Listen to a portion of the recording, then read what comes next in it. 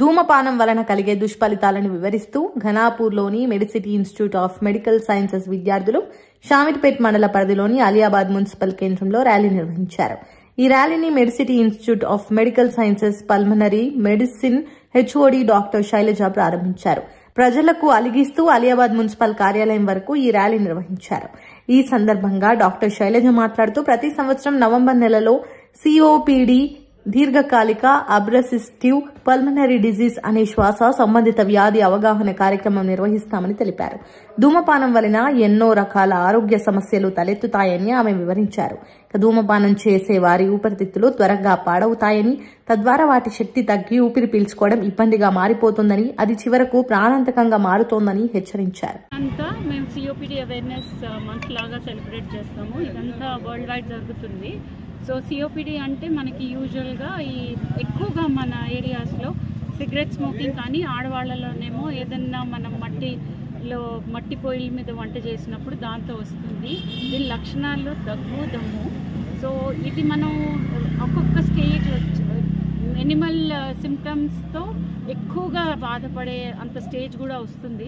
So ఎవరికైతే దగ్గు దమ్ము ఉందో, ఇట్లా హిస్టరీ ఉందో, వాళ్ళు హాస్పిటల్ వెళ్తే వాళ్ళకి 2-3 టెస్టులు చేసి ఏ స్టేజ్లో ఉన్నారో చెప్తారు. ఆ స్టేజ్ ప్రకారం ఇన్హేలర్ ఇవ్వాలా, లేకపోతే ఏమన్నా పల్మనరీ రీహాబిలిటేషన్ అనే ప్రోగ్రామ్ ఇవ్వాలా, దాంట్లో ఎన్రోల్ చేయాలా, ఎక్సర్సైజెస్ అవి చెప్పాలా, అవన్నీ డాక్టర్స్ డిసైడ్ చేస్తారు. సో మెడిసిటీలో మాకు ఒక పెద్ద సెటప్ ఉంది. అక్కడ మళ్ళీ ఇవన్నీ ఫస్ట్ వాళ్ళని స్టేజ్ చేసి ఎక్కడ ఏ స్టేజ్లో ఉన్నారనేది, ఏదైతే వాళ్ళకి తగిన ట్రీట్మెంట్ ఏంటో అదంతా ఇస్తారు. సో ఇదంతా సిఓపిడి ఎవరైతే ఇక్కడ స్మోకింగ్ చేస్తున్నారో, స్మోకింగ్ అంటే సిగరెట్లు, బీడీలు, చాలామంది ఇంకో రకరకాల వీడ్ లాగా కూడా స్మోక్ చేస్తారు. వాళ్ళందరూ వచ్చి ఒక మాట చెక్ చేయించుకోవాలి. ఈ ర్యాలీ, ఈ అవేర్నెస్ అంతా వాళ్ళకి ముందుగా వాళ్ళని సెన్సిటైజ్ చేద్దామని ఈ ర్యాలీ చేస్తున్నాం. స్మోకింగ్ అండ్ సిఓపిడి దాని గురించి అవేర్నెస్ కోసం ఆలియాబాద్లో ర్యాలీ తీయడం జరిగిందండి. మేము ఈరోజు స్మోకింగ్ వల్ల సిఓపిడి అనే జబ్బు వస్తుంది. ఊపిరితిత్తుల సంబంధించిన వ్యాధి అండి.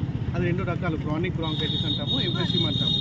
సో దాని గురించి లోకల్ పీపుల్కి అవేర్నెస్ కోసము ఈరోజు ర్యాలీ తీయడం జరిగింది. సో వాటి లక్షణాలు ఏంటి అంటే దగ్గు, శ్వాస తీసుకోవడంలో ఇబ్బంది, ఛాతీ బిగుసుకోవడం, పిల్లి కూతలు, ఇట్లాంటి దీర్ఘకాలిక దగ్గు.